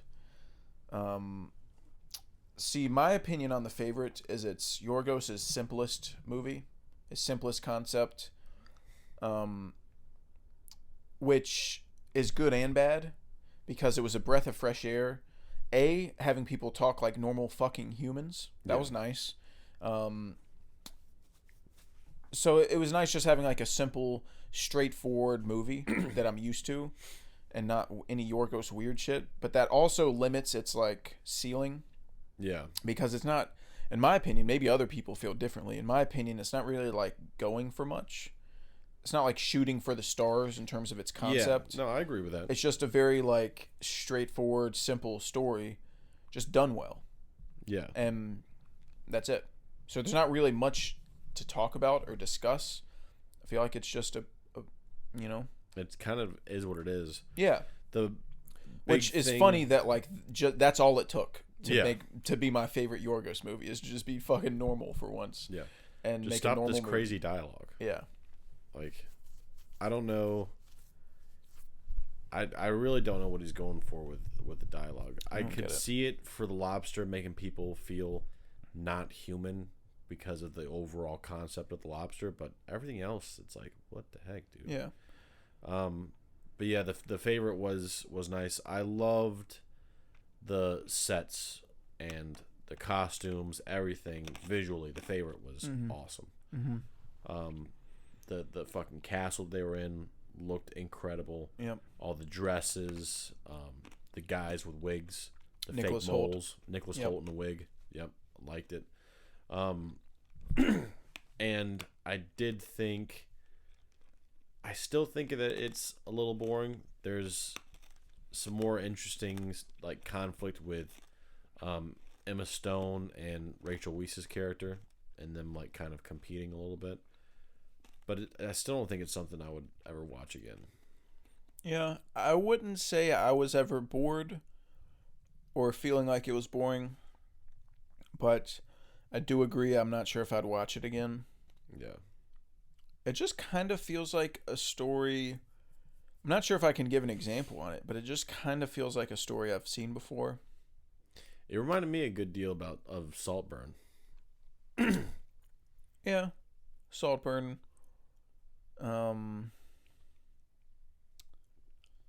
I can't really think. I mean, all that's coming to my head is Succession, which isn't really like a great comparison, but I mean, it's just like two people basically fighting over the same spot Yeah. as like this queen's like number one person. Yeah. Like that's kind of all it is. Yeah. Maybe other people feel differently. I don't know. Maybe we're idiots and we miss something, but it's just a very like straightforward story, and it happens, and it's like okay. I mean, that was good. I like the performances. The performances are great. The sets are great. The cinematography is great. The costume design's great. Yeah. But there's just not much there to like latch onto. Yeah. That's why I think in my head I was struggling with the lobster or the favorite to put at like number one, because I feel like the lobster was going for more. Oh, for sure. And I feel like there's probably more to like look at and break down of the lobster. But then at the end of the day, I was like, how much do I even care? Yeah. His other three movies shoot for the stars and just don't really land for me, versus this one that has very modest goals, but Yeah. just does it. Just Listen, Just like I said, fucking maybe I'm packs your wrong. lunch. Maybe there's a lot of shit that I'm missing with the favorite, but it just feels very simple. Yeah. And that's all it took to be my number one Yorgos, is just fucking stick the landing and just be a normal guy. Yeah, dude. So, if you had to watch another Yorg movie right now, out of all those, which one would you have? Would you watch the most, or which one would you rather watch? Well, Right now, coming off of the binge that we binged. my favorite was The Favorite. Of course. So which one do I think I would enjoy the most is probably The Favorite. But I would probably watch The Lobster or Killing, since I feel like there's room for improvement. Maybe on a rewatch I like it more, I understand it more, it connects with me better. Because I don't think that The Favorite's like the safe option. It's like I won't hate it. I won't hate my time watching it. It'll be fine again and I'll enjoy it. But like those two have like potential for it to click for me. Yeah. And I'd rather like take another stab at one of those than just like a safe 3-star. Yeah. That's what I was gonna say. Because if The Favorite's my favorite, but if I had to rewatch one right now, I'd probably pick The Lobster, because I do think there's something. I'm leaving food behind on The Lobster. I'd probably go Sacred Deer. Yeah. Yeah. Hopefully, don't ever have to do that though. Yeah. Hopefully, I just go the rest of my life. I And think that's it. yeah, and I don't think we mentioned it, but we haven't seen Poor Things yet, as you can tell. Yep. Because we live in buttfuck, and Yep. there's no. I mean, there's screenings around, but not close. I don't feel like fucking going anywhere. I mean, we went to the Alamo about an hour and a half away for The Killer, Yeah. because David Fincher is my fucking homie, and I was really excited for The Killer, so I didn't mind doing Yeah. that. But Poor Things just isn't, with Yorgos's track record for me. Yeah. It's like I can't drive an hour and a half to the Alamo for it. And then the closest theater showing it is something called Aperture Cinema, which me and Carl went to once for The Tragedy of Macbeth, the Coen movie, and it is I mean, I respect what they're trying to do. Yeah, there. I don't want to put them down too bad. They're a really, really small theater. It's not a chain. It's like it's one place, and it's supposed to be for like cinephiles, and they show stuff that no other places are showing, and blah blah blah. But it's a basement. Yeah, they just need to build themselves up more. They're still very like early on. It's a basement with fucking party chairs. Yeah. The foldable party chairs that you would have at a wedding. Like it's not a real theater. And we, like, the second we got in there, we regretted it. So I don't want to go there. I don't know. Maybe I'll wait till streaming. If it was at Regal, I'd go tonight. Like I really want to see it. We thought about going to the Poor Things and making the trip. Yeah. And then when we watched The Lobster and the Killing of Sacred Deer and then Dogtooth, and we were like, Yeah. we probably don't need to do that. Yeah. So I think Poor Things will be my favorite once I've seen it. But I mean, obviously it would have been ideal to see it before we record our Yorgos episode, but I mean, I didn't want to wait around. I already don't have much to say about these movies, so I'd have even less to say if we waited a long time until we could see Poor Things. Yeah. So I needed to go ahead and get my thoughts out while it was still fresh on the brain. Yeah. So whenever we see Poor Things in 9 years, we'll say, like, by the way, this is number one on our Yorgos ranking, or this is blah blah blah. Because I don't know how it wouldn't be number one, but They've already got the edge with Defoe. yeah, that's enough for me. Yeah. I mean, And you get 3 stars just for having Defoe. Yeah. Yeah, the bare minimum. Yeah. Him and his Defoe's 1 star, then his penis is the other. Yeah. And then it's like Frankenstein, basically, is what it seems like. And I fucking love Frankenstein. Yeah. So there's that. Not exactly Frankenstein, but They're bringing a person to life. They're giving life, yeah. creating life. Yeah, I mean, it looks Not awesome. the movie Frankenstein. Yeah, The novel. The novel. but those are the same story. No, they're not. The book Frankenstein is very different from the movie Frankenstein. Who fucking cares? Who fucking cares? I do. It's one of my favorite books. Right. Yeah.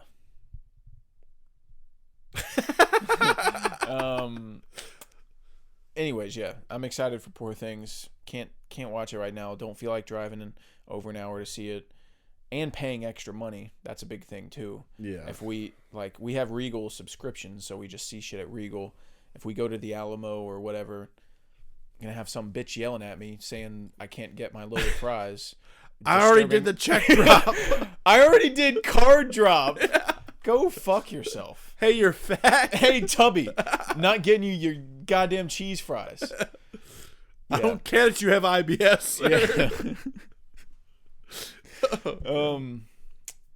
Yeah. I don't want to do that. So whenever it comes here or it's on streaming, we'll watch it, but I don't know why people have to be so difficult.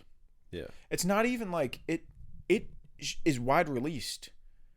Like, it's not on some limited release. It's on wide release right now. Everyone has it. But not us. But not us. That's awesome. It's like it's in the US everywhere. And God.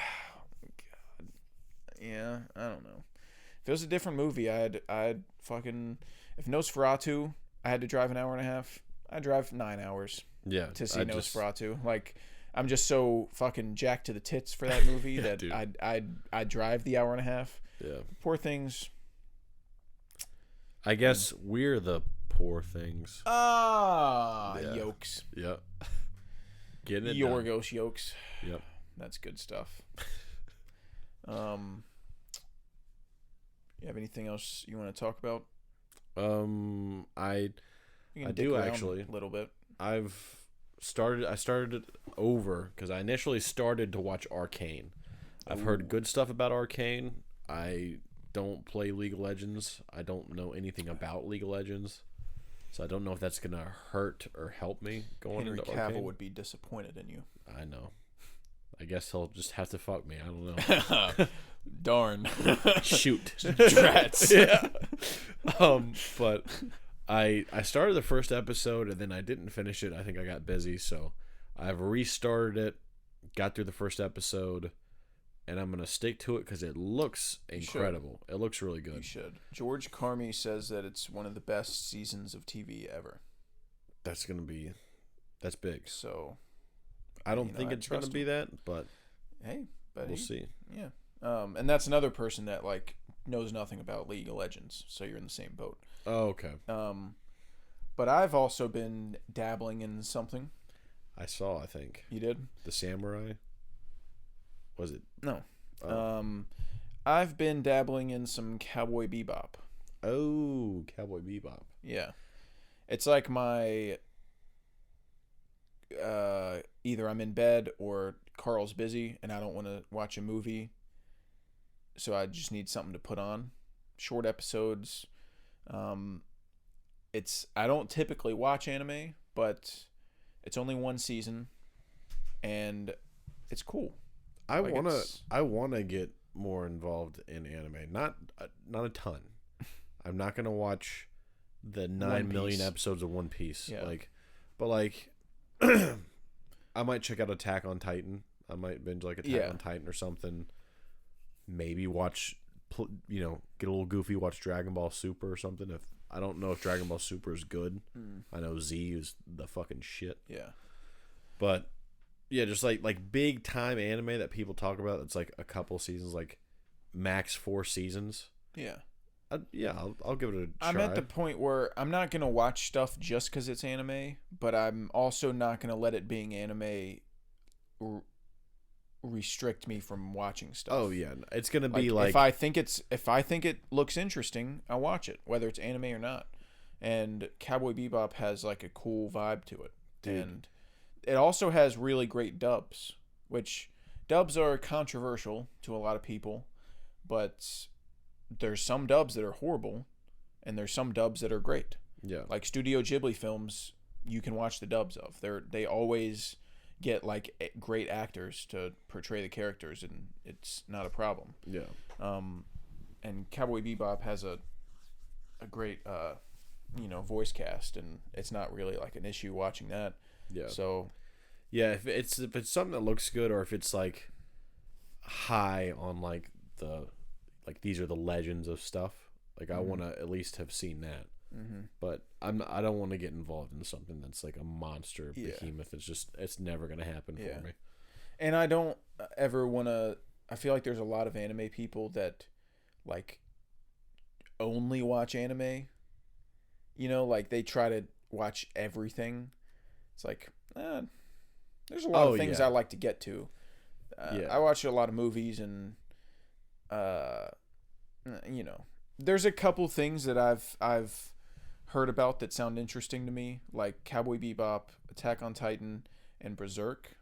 Sounds interesting too. Yeah. And I don't know anything about Berserk, but I've seen pictures and yeah, it looks cool. Looks sick. Yeah. So I'll dabble in it, give it a shot. But it's never going to be like my main thing. Oh, I don't think. No. I just want to check it, cuz there's still certain things in anime that like I don't like cuz I have seen like I've played around, like I watched Dragon Ball Z and shit, and like Naruto when I was coming up, and like Bleach. And I remember even as a kid, like staying up late and watching a few episodes of One Piece. I had no comprehension that it was still going on to this day. Yeah. But I would like, so there's still like aspects about anime that I don't really like, and it could just be like a cultural thing. But I wanna get in there. I wanna get my hands dirty. Yeah, I'm open to everything. So. Heck yeah. Yeah, I'm dabbling in that. I'm on like episode 3, so I'm not very much dabbling, but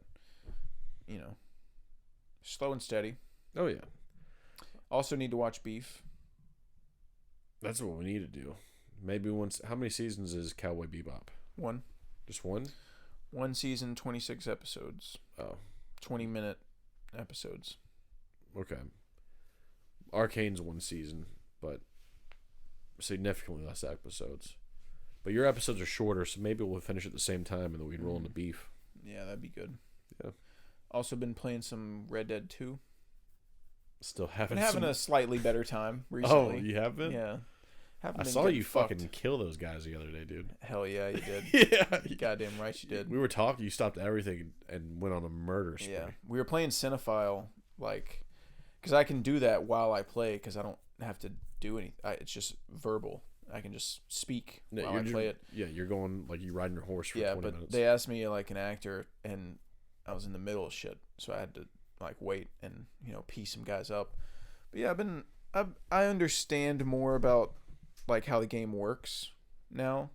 I was confused at first. I'm not used to open world games, and I figured out now, like, kind of how to go about it, which is on the map, your missions, like your story missions, will have a yellow circle, and you can go to them and do them.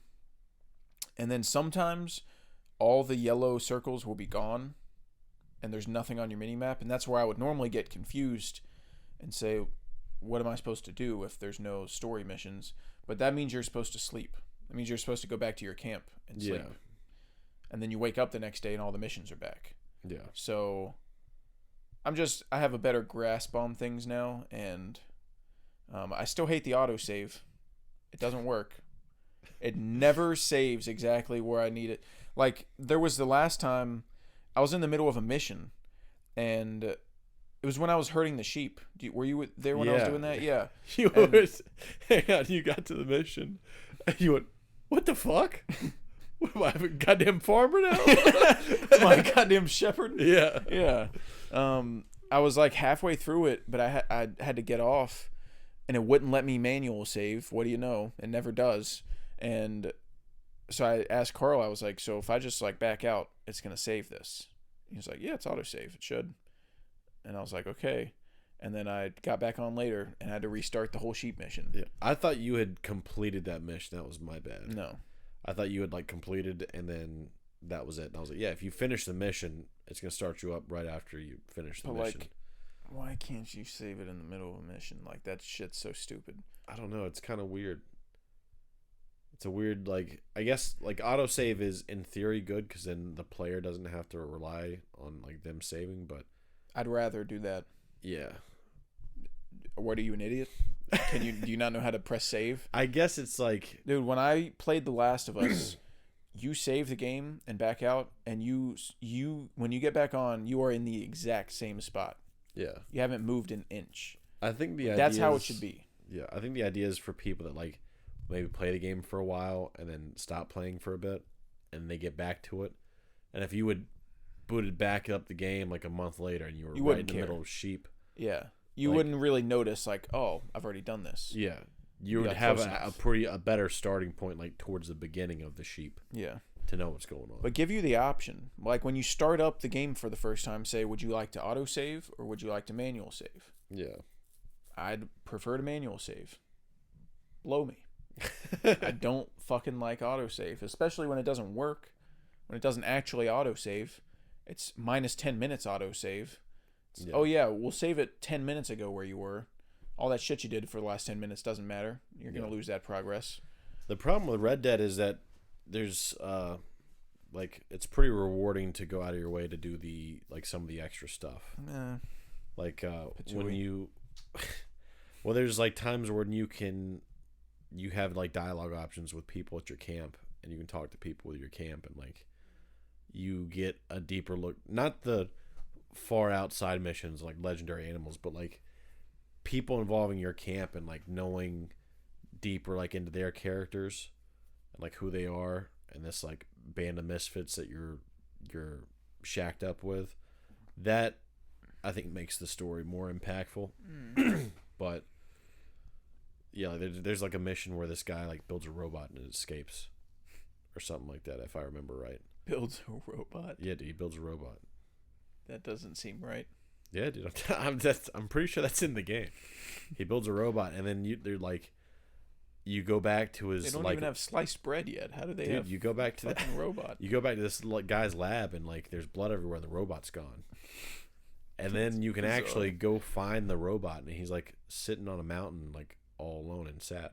Like Dr. Manhattan. Yeah. Like pondering life. Yeah, dude, that's What it all means. Yeah, I'm pretty sure. You should try to find it. I can't relate to these humans. Yeah. That's funny. Doesn't even sound real. Sounds like you're making it up. I'm pretty sure there's a robot. Imagine you were getting your games mixed up and that was like Cyberpunk. Oh yeah, that was Fallout. Yeah. I'm pretty sure it's Red Dead too. Yeah, the cowboy game has a Yeah. robot. Yeah. Yeah, I'm enjoying it. I've been playing it a ton. I just got to the new campsite. I'm in chapter 3. I think it begun chapter 3 when I got there. Yeah. When you save the German guy, Oh yeah, his family's like, asking for your help, and you save the German guy, and then you're like, we can set up shop here. This is Yeah. pretty nice. Yeah. That's where I'm at. Do you know how many chapters there are? No. I'm No, on I don't 3. But my progress bar says 21% on the story. So that's good. I don't remember what it is with games. If it's like, is the progress just main story? I would think so. I think in this case, I think Okay. it is. I think Yeah. like there's some games that, like, progress main story is like 60 or 70% and then the rest is side, Yeah. something like that. Like on Spider-Man 2, when you're in the game and you're looking at your progress, that's full game, like, platinuming progress. But then if you back out to the PS5 screen, it'll tell you, like, the story progress. Yeah. So I like being able to see both of those. Yeah. Because I don't give a fuck about platinuming. That's... I'm a movie person. I'm playing games for the story, like I'm watching a movie. Yeah. I want to get in and get out as quickly as I can. I don't want to wander around looking for fucking backpacks and Easter eggs Yeah. and side missions. I just want to suck the nectar out. Yeah. and dip. You're like, man, this main character sure is dying a lot. This guy really doesn't know how to take care of a horse. Yeah, that's happened quite a bit. But, sue me. What do you want? Yeah. What do you want from me? Yeah. I just double checked. There is a robot in Red Dead. There is? Yeah. Okay. So you weren't just making that up. No, dude. That's good. And there's also a place you can go where a guy rapes you. Now, just for like research purposes, where exactly does this mission I don't know. take I place? actually never discovered this location, but I saw people making videos about it after I beat the game, and I was like, how did I never get like... Why did I never get raped? Yeah. But yes, this like fat gross guy is like it's not scripted, it's just in like on the map. You can walk past this cabin and this guy's like, hey partner, I'm gonna come in here and take a load off, why don't you? And then if you go in, the screen just like cuts to black. Or if you eat something that he gives you, it like goes to black, and then you wake up and all your money's gone and your clothes are off. So Holy shit. they don't tell you what happens, but You know what happened. you know what happens. Yeah. That's crazy. Yeah. So where exactly is this Write these shack? coordinates down on a napkin. Yeah, dude. There's a bunch of crazy shit in that game. That's what I liked about it so much. Is like, if you took a different path to a location, like you would have a completely different like experience. I like the mission where I got drunk and looked for Lenny. Lenny, where you at, Lenny? He walks up to every person in the place and he goes, Lenny? Is that you? And then you get close and None then of it them- and then their real body shifts back and then you're like, oh fuck. None of them were Lenny, Yeah. dude. Lenny. Yeah. Lenny was not in the building. Dude, there's a part where he's looking for Lenny and then all of a sudden it just cuts to him line dancing. I remember that. And he goes, woo! Oh, that's something else too, dude. The voice cast for Red Dead is fantastic. Yeah, I love the voice cast. Arthur's great. What's that? Dutch. Morgan. What's his name? They have a guy named Morgan. I think his last name is Morgan. Arthur Morgan. Oh fuck, I'm thinking of a different guy. There's Marsden. Marston. John Marsden. Yeah, him. He's got a really good voice actor. Yeah. And then that guy no one likes. You had to break out of prison. Starts with a J, I think. Josiah. No. There's a Hosea, but I'm talking about The guy with blonde hair. I don't know what he has. Everyone hates him.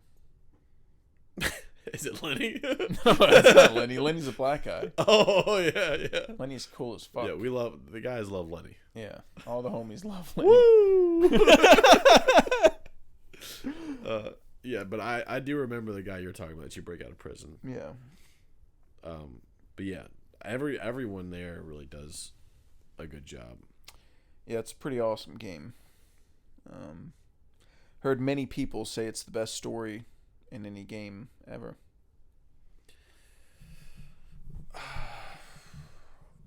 It's up there. I don't think it's the best, but it's up there for me. Interesting. Yeah. I still really like The Last of Us 1 story. I love BioShock Infinite's story. There's a lot of really good story games, really. I haven't played a lot. Should get into it. Ghost. I gotta beat Ghost. You haven't finished Ghost? No, dude, I never finished Dude. You're tripping on God for real. it. Oh, dude. There's a great game that I've played that you haven't. Yeah, The fuck is this? that's it. I mean, technically, The Last of Us 2 as well. Yeah. Carl didn't play.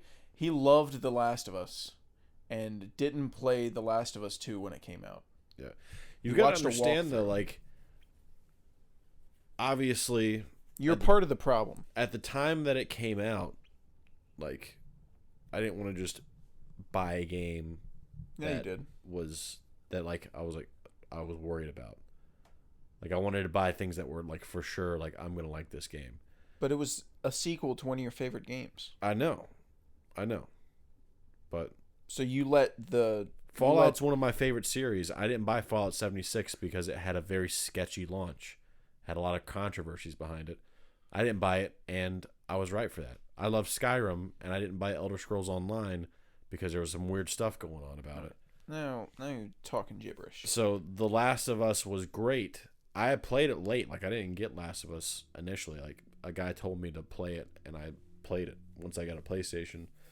And The Last of Us 2 came out, and a lot of weird shit was going on. There was people saying that it was trash, people saying that it was great, some stuff about reviews being removed, it being review bombed. I was like, this is a very controversial game. I'm just going to stay away from it. That's insane. Because I didn't want to lose my hard-earned doubloons on a potentially bad game. I've been burned. You know how many times I've been burned by Halo? Yeah. Fucking like 3 times. Yeah. Well, really 2, because I only bought two of the bad Halos. Yeah. Last of Us 2 is very controversial, but I, for one, think it's amazing. I'll tell you what, dude. By the little lamplight that's going on your nightstand, you're looking fucking built like Abby right now. All dude. right. Don't say that. What was the guy's name that bent her over in the boat? Jesse? You start calling me Jesse, dude. You're looking beefed up. I would rather you mind. not say I look like a woman. Dude, she's... I wouldn't say she looks like a woman. Yeah. She's beefed up out of her mind. She's the type of girls that Joe Rogan likes. Yeah, dude. A little bit of armpit hair. A little bit of armpit hair. Yeah. Yeah. You're getting close, dude. She is jacked. Yeah. Yeah, you should play The Last of Us 2. You should play Psychonauts. We both know that's not happening. But I'm saying you have an interest in the story of The Last of Us. Yeah. And, you know, I just feel like people don't give it a fair chance when you just watch a walkthrough. You know? I feel like it's different when you play it yourself. Oh, yeah. Yeah, it is. It is. But I was too excited. I'll usually like a game like that if it's something that I get like red flags on and I don't get it, I'll try and steer clear of it. But The Last of Us 2 was so massive. I was like, fuck it, dude. Someone's going to spoil something That for launch me. was so unfortunate, dude. Like, I felt... once I heard about it, when it came out, I wasn't in the gaming world, and I didn't play The Last of Us. I didn't even really... I knew it was coming out, and it was a big game, but that was it.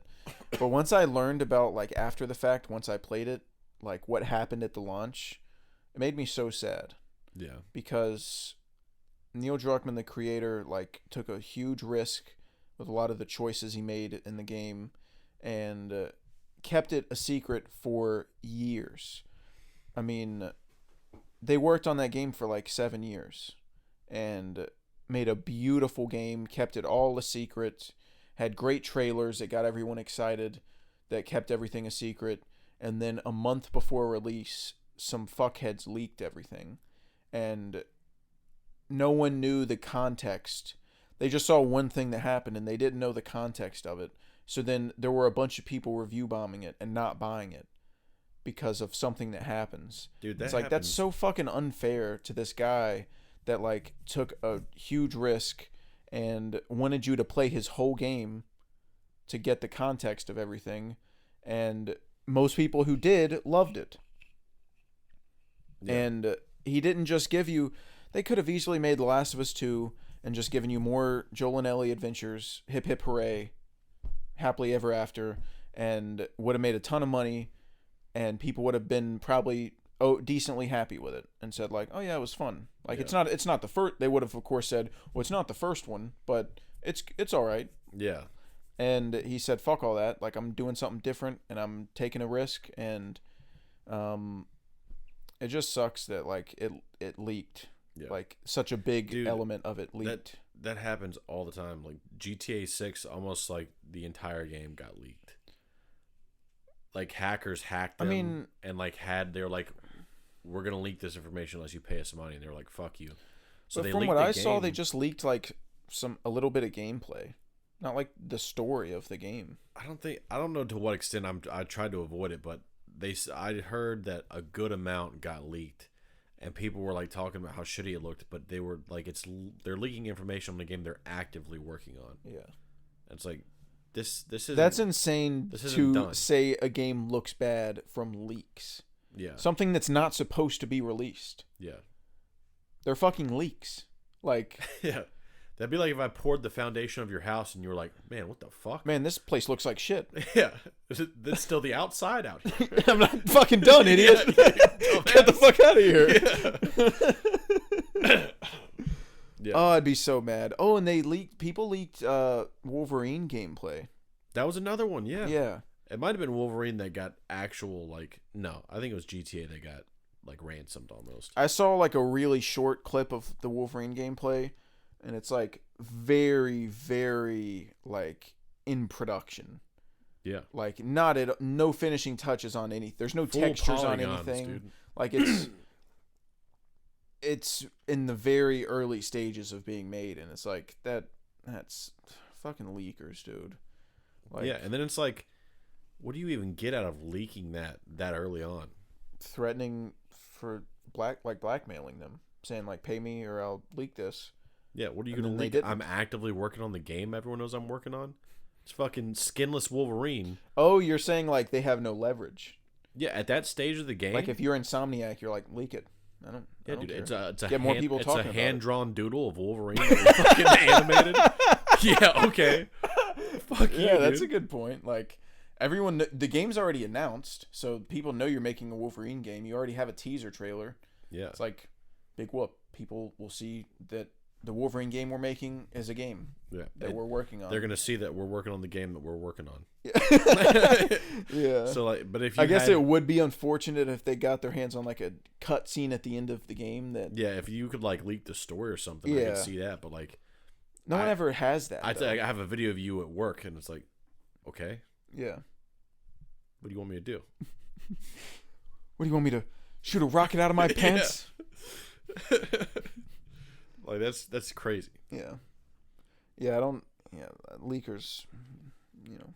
Hey, dude, I used to get excited about like leaks. Really? Yeah, when I was a kid, when I was like really into gaming, like in my head, I was just like, oh, information's dropping about the game that I'm interested in. Yeah. I never like viewed it as like these guys are fucking them over.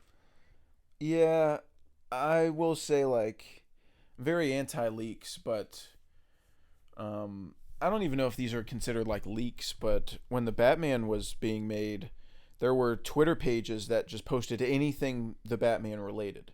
And so while like they were in production and they were filming, there would be like pictures of the set and zoomed in on like a newspaper, and you know, like the whole drops thing that we know about now in the Batman, like there were pictures about that and like, what does this mean and stuff like that. And people dressed up as Superman and Wonder Woman at like on Halloween in the Batman. Yeah. And people saying like, oh, like Superman exists in the Batman universe. Like that's cool. And I wouldn't consider that like leaks. No, that's like analyzing what they've already like released. Yeah. And it's not like any of that spoilers. It's just like looking at the setting. People do that. Like people release a trailer and then they'll do like a trailer analyze and be like, you know, this could mean something. Yeah. But that being said, like if the Batman 2 is being filmed and some set photo gets leaked of like Barry Keoghan's Joker or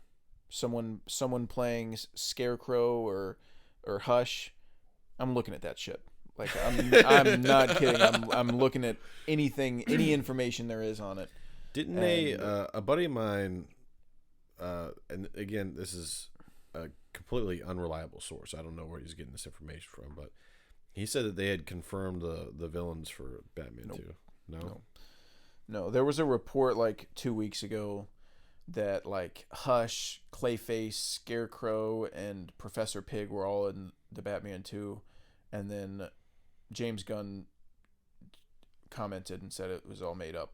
Oh, So it's like, I don't know what this Joker's talking about. yeah, This guy's So- yapping around. yeah. There's no. I mean, there's been a lot of buzz about Scarecrow, Professor Pig, and Hush for Yeah. the last like long time, maybe like year. Because I want to say that a lot of people have said they're making a Scarecrow project, whether movie or show, I'm not sure. A Scarecrow project set in the Reeves universe, and the big rumor is that Hush is going to be the villain of the Batman 2, which I hope he's not. But I mean, let Matt Reeves cook. Listen, whatever he wants. Who am I? I was to gonna say like, who am I to say he's making the wrong choice? yeah, I was like, he's not the most interesting, but I'm gonna be glued to the fucking screen. It's if not if that- Matt Reeves does it, I'm Yeah. gonna be erect. It's not that he's not interesting. It's just that Hush is so similar in his character to what they did with the Riddler in the first movie that I just feel like it would be almost a copy and paste of Riddler. Yeah, And I'm not really looking. I would like something drastically different, like Clayface or Scarecrow or Freeze or something. yeah, Doing a villain we've never really seen before in live action would be great, like Clayface, yeah. or doing a proper Scarecrow. Yeah, I was with gonna enough say the screen exception time. is like Scarecrow because he wasn't really a full villain in. Yeah, any I mean, of the- the screen time he gets in Batman Begins is great, but he's not in it very much because he's not the main villain. Yeah, that's what I'm So saying. It like, would be he's- cool having like a full Scarecrow movie, Yeah. and you get a bunch of excuses to go do wacky visuals because it's all fear gas. Heck yeah, So you have an excuse to just get crazy. yeah. So Professor Pig would be sick too. that fits very well into his yeah. universe. Full serial killers just They coming. gotta in. cast Arthur Lee Allen, whatever his name is. Oh yeah, Zodiac. dude. Heck They yeah. gotta cast that guy as Professor Pig.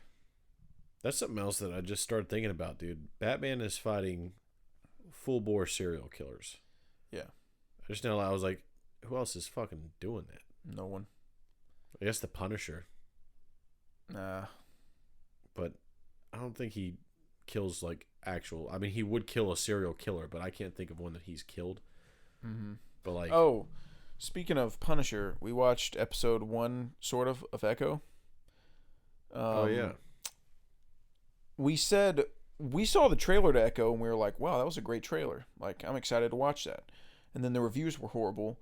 So then I was like, okay, let's just watch episode 1. Let's see what episode 1 is like. We watched 2 minutes, and we said, all right, let's just skip to the Daredevil thing. yeah, Because, God bless. I mean, that show, I'd just like skipping and seeing like the little ticker at the bottom, like Yeah. going through the show, trying to find the Daredevil scene. I was like, man, this looks abysmal. So we watched the Daredevil fight, and it was pretty cool. yeah, It's a upgrade over the She-Hulk fight scene, yeah, where he fights like 3 guys, and then she jumps in and clobbers everyone. yeah. That was no fun. But his suit looks all right. I liked how much he used his batons, and I liked how acrobatic he was, Yeah, which is something they kind of don't do much of in the Netflix series. He's kind of just like a bruiser in the Netflix series. yeah, And it seems like they're going to be trying to do more acrobatic stuff, which is great. But yeah, I mean, he's in it for like 1 scene, so I'm just happy to have him dude. back. I wonder if Daredevil's gonna be like Marvel's TV version of Kang the Conqueror, where he just does like little cameos in everyone's fucking show for the rest of his life. I mean, he is a cheat code because like everyone loves Daredevil. Yeah, so if it's like, if hey, people we're hear making this Daredevil's shitty in your show, they're watching it. Yeah, So they just keep teasing Born Again and be like, yeah, we're gonna definitely make that show, and they keep teasing Kang the Conqueror like he's definitely gonna be a villain, Yeah. a big villain. yeah, But he just keeps getting beat, and then you put him in the next movie. What a fucking loser thing to do, Yeah. dude. Yeah. I can't wait for Born Again. I know it's probably going to be mediocre, but sorry, I was just thinking about SpongeBob. Knock it off, you mediocre clarinet clarinet player. Mediocre. Yeah, it is. It is probably gonna be bad. It's Disney, like. There's just so much. Why did Disney have to buy Marvel, dude? There's so much they can't touch because of like the box they've put themselves in for no reason. Dude, Disney buying Marvel fucked so much shit up. It fucked so much shit up. Disney is such a one-dimensional brand. They make kid shit. I don't know why they feel like that's what they are as a company. Is kids properties. Yeah. And buying Marvel was the worst thing that ever happened to Marvel. I just don't know why they feel the need that like everything they release has to be for kids. It's like we're like, oh, if our name's on it, then kids are gonna be forced to watch it, so we have to make it kid friendly. Like, I don't know why they thought that. But it seems like they're starting to get it through their thick fucking heads now. That everything doesn't have to be for kids. And that you can make a Daredevil show and you can make Echo. Like, Echo, even though people don't like it, it was pretty heavily rated. I can't remember what it got rated, but, like, it was a pretty dark show. And and apparently Daredevil's, Born Again is going to be too. And so they're finally starting to come around on, like, oh, we can do dark stuff. And they're making a Blade movie, maybe, if that ever comes out. I'm sure there's going to be a development hell fucking video on Blade. Yeah, but like, why are you buying a comic book, company when you only make kids movies? There's so many dark characters in comic books.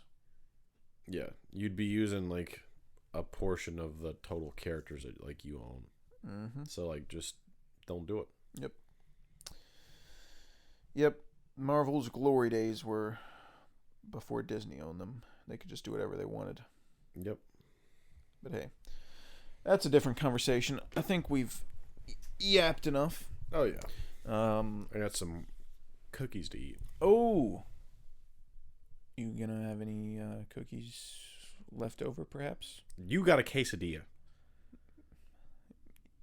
I like cookies too. No, you can have some cookies probably. What are they? Chips Ahoy. Oh, never mind. Fuck you, dude. I offer you my special. I offer you my special I treat. thought you meant actual cookies. No, those are your cookies. You have the Toll House cookies. Oh, I mean, you can buy them too. They're at the store. Okay. It's not only me that can buy them. You don't want my cookies I have, but I get to go to the store and get you good cookies, and that's then not what you I'm partake. saying at all. You said cookies, and my brain went to like, oh, yummy, like good fresh oven baked cookies. I didn't know they were fucking Chips Ahoy, dude. How about you go die?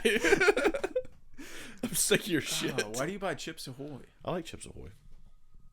But there's so many better like cookies, like Oreos. I get Oreos too. And like, what are the Keebler ones? Fudge Stripes. Yeah, those are better. I get them all. So you're tubby. I was gonna eat 3 quesadillas. Oh yeah, earlier, Carl's wife made him fucking quesadillas, and I was like, "Are y'all gonna have enough for this guy to have one? Yeah. So I don't have to make dinner." And so she made me one, and Carl's like, "Good quesadilla," and I was like, "Yeah." He was like, "Good thing I didn't want another one." And I went, Carl, if me being here stopped you from eating 3 quesadillas, then maybe I should be here. Because that's an absurd amount. I think 2's plenty, Chief. Anyways, that was the scoop. Not sure what we'll be talking about next week, but we'll be yapping about something. Oh yeah. So thanks for listening. Give us feedback. Yeah. If you'd like. If you want me to talk more about monster trucks, I'm happy to do so at any time. So whoever wants that information, just let me know. Yeah. Thanks for listening. See you next week on the Film Scoop. Film Scoop.